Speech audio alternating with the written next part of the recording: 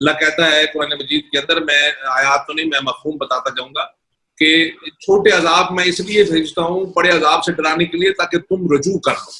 حضرت عمر بن عبدالعزیز کو جب زہر دی گئی اور وہ زندگی سے وہ تو ٹوٹل 17 درہم جو ہے ان کی ملکیت تھی، ٹوٹل 17 درہم۔ کہاں ہے وہ حکمران؟ کبھی حکمرانوں نے یہ سوچا ہے کہ ہمارے عوام جو ہے، وہ عوام کو بھی چاہیے کہ وہ اب ہوش کے ناخن لے لیں۔ یہ اندھے نعرے بازی، یہ جھوٹ جو ہے، یہ ایمان کا حصہ جو ہم نے بنا لیا ہے کہ جھوٹ کو ڈیفینڈ کرنا ہے، نہیں، جو صحیح ہے وہ صحیح ہے، جو غلط ہے۔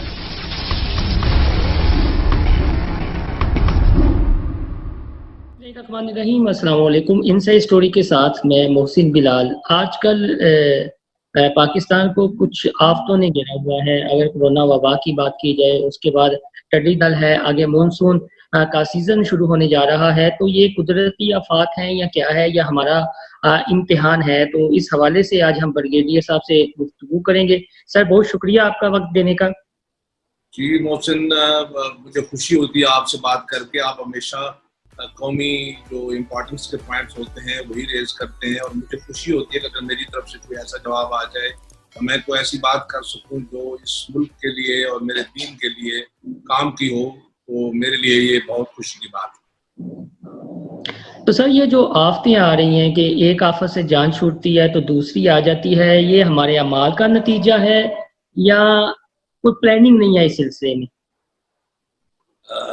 یہ میرے خیال میں جو آپ نے سوال اٹھایا ہے یہ بہت اہم بھی ہے، اور میرے خیال میں زبان زد خاص و عام بھی ہے۔ اس وقت ایک وبا نے تو پوری دنیا کو اپنے لپیٹ میں لیا ہوا ہے۔ اس کے علاوہ پاکستان کے اندر جو ٹڈی دل ہے وہ ابھی افریقہ سے اور باقی ممالک سے ہوتا ہوا یہاں کچھ پہنچ چکا ہے، اور کچھ اس کی ویوز آنے والی ہیں۔ ساتھ ہی جو ہے وہ کچھ چمگادڑوں کا ذکر بھی سن رہے ہیں کہ ملتان کے ایریے میں، اور وہ کافی لمبا چوڑا سپین ہے ان کے پروں کا۔ ٹائیفائڈ جو ہے وہ عجیب قسم کا ایک شروع ہو گیا ہے۔ اس کے علاوہ جو ہے کچھ ڈینگی کی بھی کچھ آمد کی بات ہو رہی ہے۔ سلسلے میں جو بات ہوئی ہے وہ بھی کہ بارشیں بھی زیادہ ہونے والی ہیں۔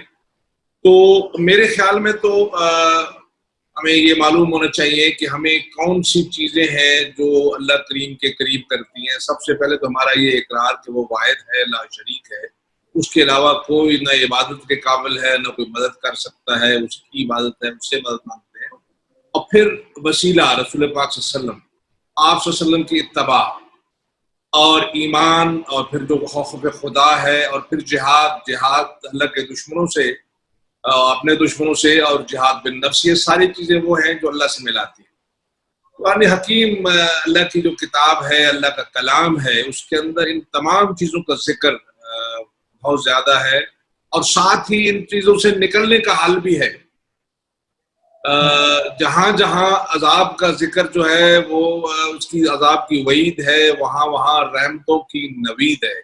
اور اللہ کریم یہ بالکل نہیں چاہتا۔ سورہ نساء کی ایک آیت ہے کہ اگر تم شکر گزار ہو جاؤ تو مجھے کیا ہے کہ میں تمہیں تکلیف پہنچاؤں۔ تو بیسیکلی یہ بالکل آپ نے صحیح کہا کہ یہ ہمارے اعمال کا نتیجہ ہے، خصوصاً جو ہم سے اعمال جو سرزد ہو رہے ہیں۔ لیکن اس کے لیے ضروری ہے کہ ہم میں سے ہر ایک شخص جو ہے وہ اپنا جائزہ لے کہ غلطی کہاں پر ہوئی ہے اور اس کی تصحیح کیسے ہو سکتی ہے۔ اللہ کریم نے قرآن مجید کے اندر اور نبی پاک صلی اللہ علیہ وسلم کی سنت کے اندر یہ طریقے موجود ہیں۔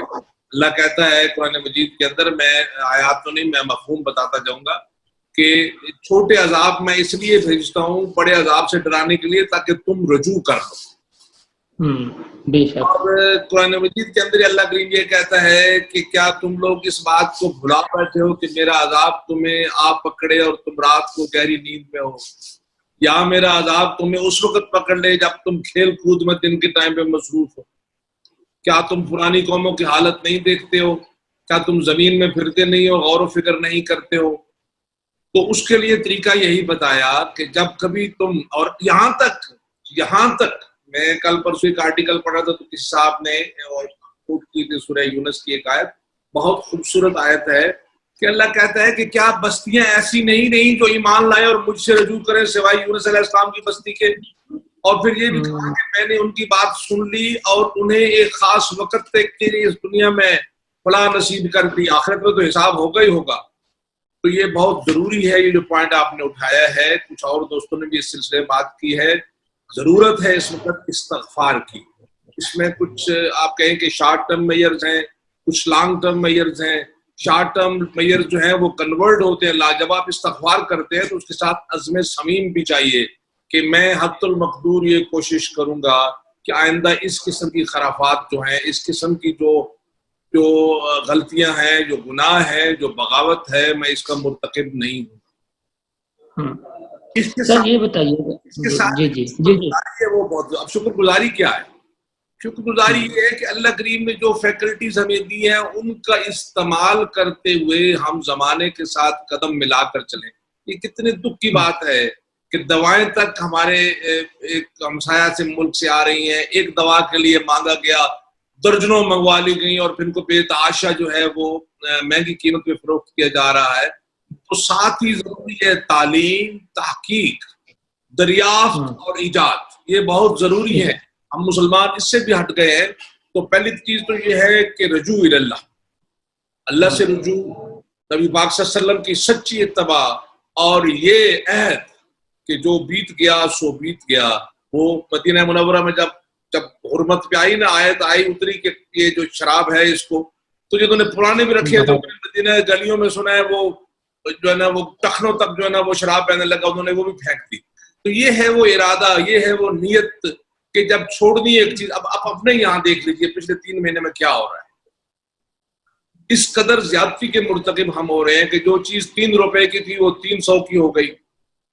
رمضان المبارک کے اندر جو حال تھا خورد و نوش کی چیزوں کا، الامان و الحفیظ، ذخیرہ اندوزی ہو رہی ہے، جو ہے وہ کھانے کی چیزیں ہوں، وہ چینی ہو، وہ آٹا ہو، پیٹرول تک. اگر قیمتیں بڑھنی ہو تو پیٹرول پمپ 2 دن پہلے سپلائی بند کر دیتے ہیں کہ قیمتیں بڑھنے والی. قیمتیں کم ہوئی ہیں تو پھر چھپا لیا گیا ہے. یعنی کسی کا خوف نہیں ہے کہ ہم نے مرنا ہے. ایسے ایسے نابغے جو ہیں وہ جا رہے ہیں ہمارے ہاتھوں کے اندر سے، جو اس بیماری کے مرتکب ہو رہے ہیں. ہم میں سے کوئی پتہ نہیں کس کو یہ بیماری لگ کر ہمیں لے جائے. اس کے باوجود ایک ایسی ہوس ہے کہ وہ جو قرآن مجید کی آیت ہے کہ ان الانسان لربہ لکنود وانہ علی ذلک لشہید وانہ لحب الخیر لشدید، یعنی ناشکرے بھی ہیں اور مال و دولت کی ہوس بھی ہے. طریقہ اس کا یہی ہے کہ ہمیں ایک اجتماعی استغفار کرنا چاہیے.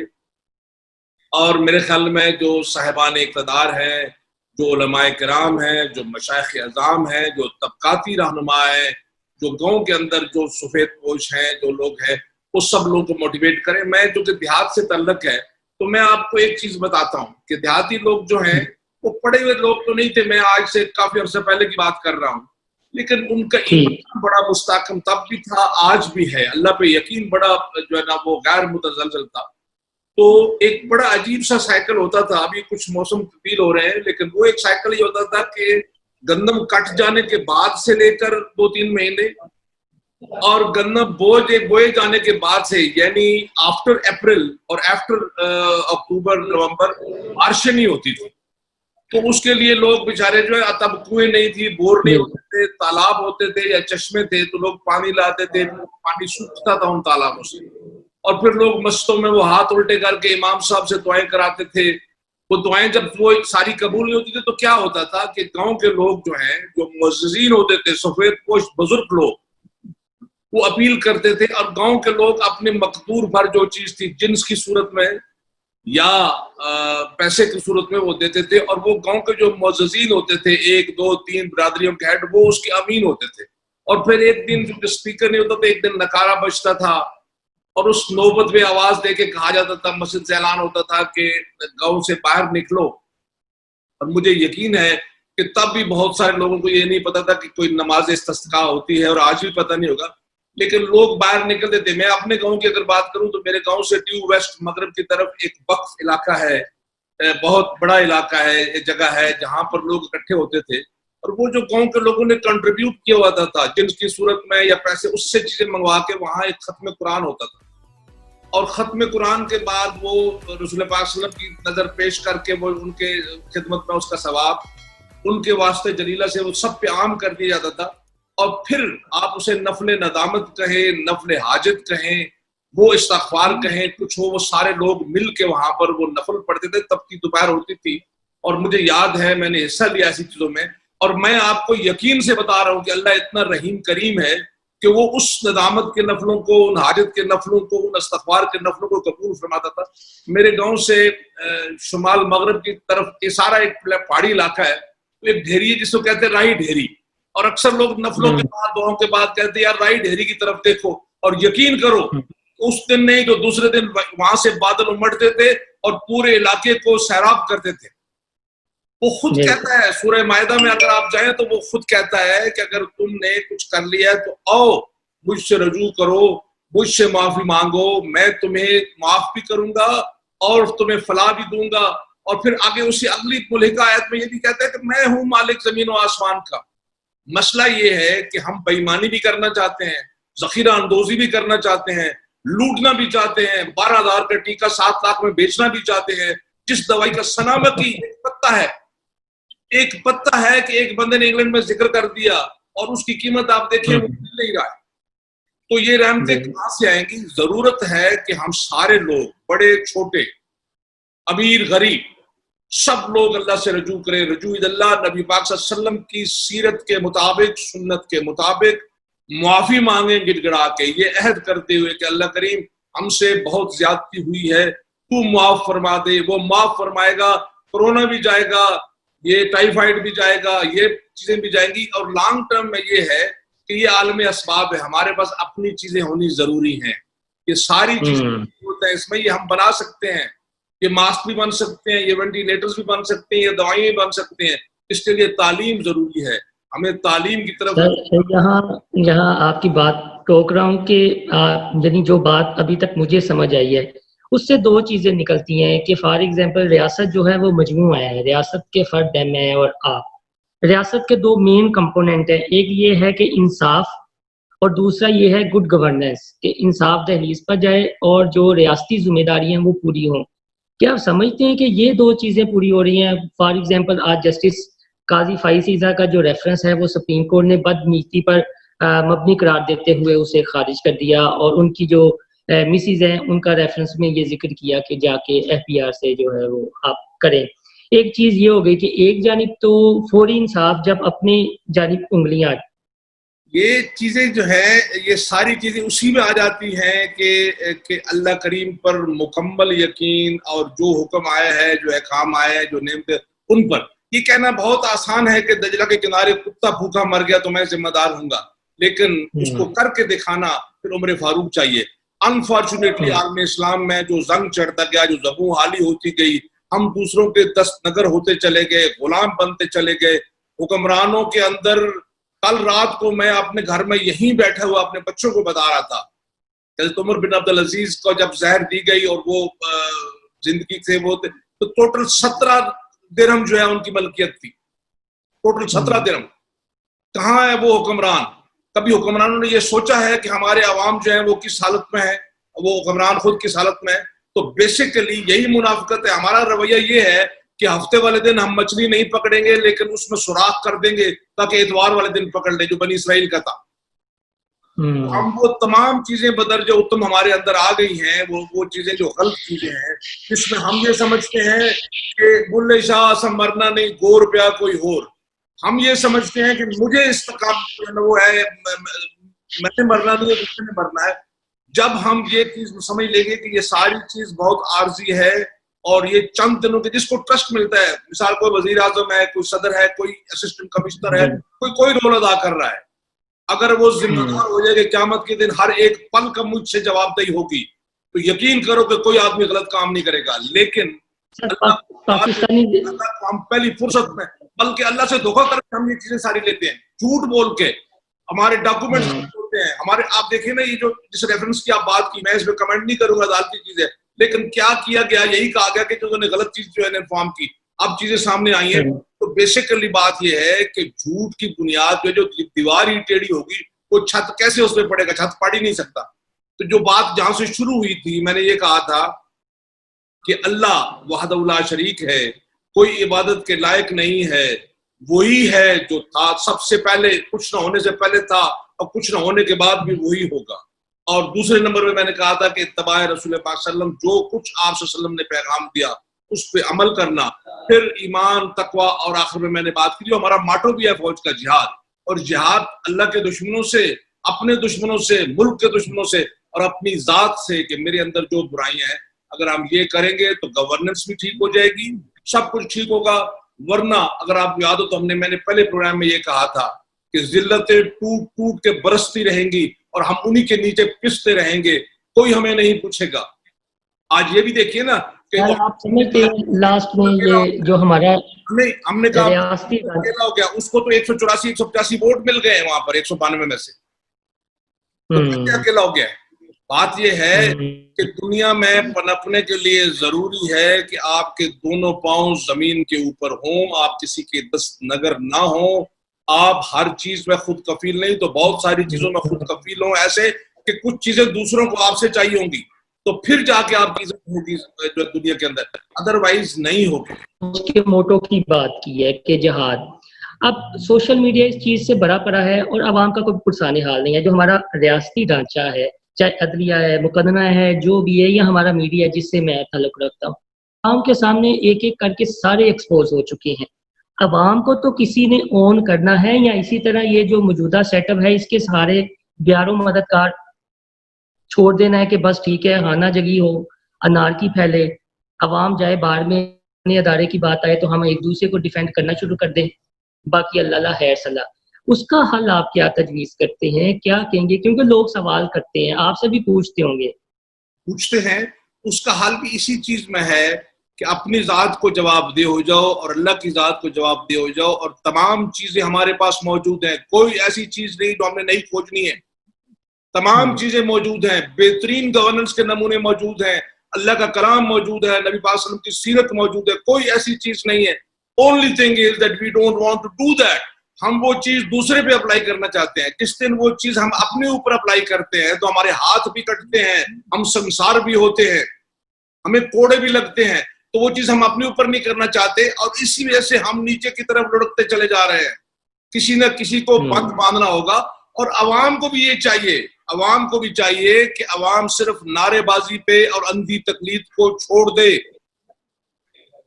عوام خود سمجھنا شروع کر دے کہ کون کیا ہے، کیسے لوگ آتے ہیں، کس قسم کے جھوٹ بولے جاتے ہیں، اور پھر کوئی کچھ نہیں کرتا. عوام کو چاہیے کہ جواب دہی کریں. جب سوویت یونین ٹوٹا تو بڑے بڑے ہٹلر جو ہیں وہ گٹرز کی نظر ہو گئے، وہ ڈرموں میں پڑے ہوئے پائے گئے. رومانیہ کا چوسسکو جو ہے وہ ایک ڈسٹ بن میں پڑا ہوا تھا. تو اس لیے عوام کو بھی چاہیے کہ وہ اب ہوش کے ناخن لے لیں. یہ اندھے نعرے بازی، یہ جھوٹ جو ہے، یہ ایمان کا حصہ جو ہم نے بنا لیا ہے کہ جھوٹ کو ڈیفینڈ کرنا ہے. نہیں، جو صحیح ہے وہ صحیح ہے، جو غلط ہے وہ غلط ہے. اب عوام کو چاہیے کہ غلط کو غلط کہیں، صحیح کو صحیح کہیں. اور ایک ضرورت ہے کہ ساری چیز کو ری وزٹ کیا جائے. ایک نئے سوشل کانٹریکٹ کے تحت ملک کے اندر مکمل اسلامی نظام جو ہے، جس کا نعرہ لگا تھا 70s میں، نظام مصطفیٰ صلی اللہ علیہ وسلم، اس کا نفاذ کیا جائے، جو رحم پر مبنی ہو. جو دیکھو نا، ہماری تعلیم کیا ہے، ہم سارے ججمنٹل ہیں. تعلیم تو آپ کو ایمپتھی سکھاتی ہے، ہمدردی سکھاتی ہے. ہم فوری طور پہ فیصلہ سنا دیتے ہیں. آج جو میں نے نہیں دیکھا، اچھی بات ہے کہ میں نے نہیں سنا، آپ نے بتایا کہ یہ فیصلہ آ گیا. اگر ابھی آپ سوشل میڈیا پہ جائیں تو آپ دیکھیں گے کہ نہ جانے کیا کیا لوگ فیصلہ سنا رہے ہوں گے. تو یہ کون سی تعلیم ہے جو ہمیں ججمنٹل بنا رہی ہے؟ ہر چیز میں ہم فوری طور پہ ججمنٹ پاس کر دیتے ہیں. چاہیے تو یہ ہے کہ جس چیز کا کام ہے وہ اپنا کام کرے اور ڈیلیور کرے، اور ڈیلیور نہ کرے تو ہاتھ کھڑا کر دے کہ میں نہیں کر سکتا. حضرت امام ابو حنیفہ کو جب خلیفہ نے بلا کہا کہ آپ قاضی القضاء بن جائیں، انہوں نے کہا میں اپنے آپ کو اہل نہیں پاتا. انہوں نے کہا آپ جھوٹ بول رہے ہیں. انہوں نے کہا جھوٹے شخص تو قاضی القضاء ہو ہی نہیں سکتا. تو اگر میں ایک چیز کا اہل نہیں ہوں تو مجھے ہاتھ کھڑے کر دینے چاہیے کہ میں اہل نہیں ہوں، میں مسلط نہ رہوں کن چیزوں کے اوپر. تو یہ آپ نے اچھا پوائنٹ ریز کیا. لیکن آج کا جو ہمارا تھا، جو شروع میں آپ نے سوال کیا، میرے خیال میں چاہوں گا کہ ہم اس پہ یہ کہیں کہ قوم سے ایک درخواست کریں کہ بہت ہی عجیب و غریب صورتحال سے دوچار ہیں ہم لوگ. سارے لوگ گڑ گڑا کے جو ہے وہ معافی کے خواستگار ہوں اللہ کریم سے، جیسے قوم یونس نے کیا تھا. جیسے میں نے اپنے گاؤں کی مثال دی، علاقے کی مثال دی. پاکستان کے اندر جیسے بارشوں کے لیے دعا ہوتی تھی، آپ ان نوافل کو کچھ بھی کہیں، لیکن میں نے دیکھا کہ بارش برستی تھی اور ٹوٹ کے برستی تھی, رحمتیں ہی رحمتیں ہو جاتی تھی. تو باہر نکلے قوم, اس میں جو صاحبان اقتدار ہیں, مشائخ اعظام ہیں, علماء کرام ہیں, لیڈران ہیں معاشرے کے, ان سب کو کہوں گا باہر نکلیے, لیکن اس عہد کے ساتھ, یہ عہد ضروری ہے کہ جو بیت گیا سو بیت گیا, جو جہلیت کے ہم نے گناہ کر لیے ہیں ہم ان کو ریپیٹ نہیں کریں گے. اور اگر یہ نہیں کریں گے تو اللہ کی رحمتیں نہیں آئیں گی. اگر رحمتیں لانی ہے, استغفار کرنا ہے, تو پھر صدق کے دل سے اندر سے وہ سوراخ بند کرنے ہیں. وہ نہیں کہنا کہ ہفتے والے دن تو میں مچھلی کا شکار نہیں کر رہا, لیکن سوراخ کر دیے تاکہ مچھلی آ جائے, ٹریپ ہو جائے, اتوار کو پکڑ لوں گا. یہ کام نہیں, کیونکہ اللہ کہتا ہے واللہ خیر الماکرین, سب سے بہترین تدبیریں کرنے والا میں ہوں. ہم جتنی بھی چلاکیاں کریں, سورہ کاف کے اندر ہے, وہ کہتا ہے میں نے تمہیں کریٹ کیا, میں نے تمہیں کریٹ کیا, میں تمہارا خالق ہوں, میں تمہارے وسوسے تک پڑھتا ہوں. تو تم دل میں سوچتے ہو نا, میں اس کو بھی جانتا ہوں. اس لیے وہ اللہ رحیم کریم جو ہمارے عبد البرید کے قریب ہے, کاش ہم یہ بےایمانیاں, یہ ذخیرہ اندوزیاں, یہ لوٹ مار, یہ دوسرے کو مارنے والی چیزیں چھوڑ کے کبھی اس کے ہو کر دیکھیں, تو پھر دیکھیں رحمتیں کیسے برستی ہیں. تو میرے خیال میں جو دوسرا پوائنٹ ہے اس پہ ہم کسی وقت اور بھی پروگرام کر لیں. ہمیں ضروری ہے کہ ہم غلطیوں کو تسلیم کریں, گناہوں کی معافی مانگیں اور اللہ سے رجوع کریں, اور نبی پاک صلی اللہ علیہ وسلم کے سچے غلام بن جائیں, ان کے طریقے پہ چلیں. اگر نہیں آتا تو اپنے سے زیادہ پڑھے لکھوں سے پوچھیں. بہت شکریہ سر. دوستوں, برگیڈیئر صاحب سے ہم نے بات کی ہے جو ملک میں حالیہ وبائیں چل رہی ہیں اس سے کیسے نبردازما ہونا ہے. تو ان کا یہی کہنا تھا کہ ہمیں اللہ تعالیٰ سے رجوع کرنا چاہیے اور آپ صلی اللہ علیہ وسلم کی پیروی کرنی چاہیے. آپ کو ہماری یہ ویڈیو پسند آئے تو ہمارا چینل انسائیڈ اسٹوری سبسکرائب کرنا نہ بھولیے گا. اللہ حافظ.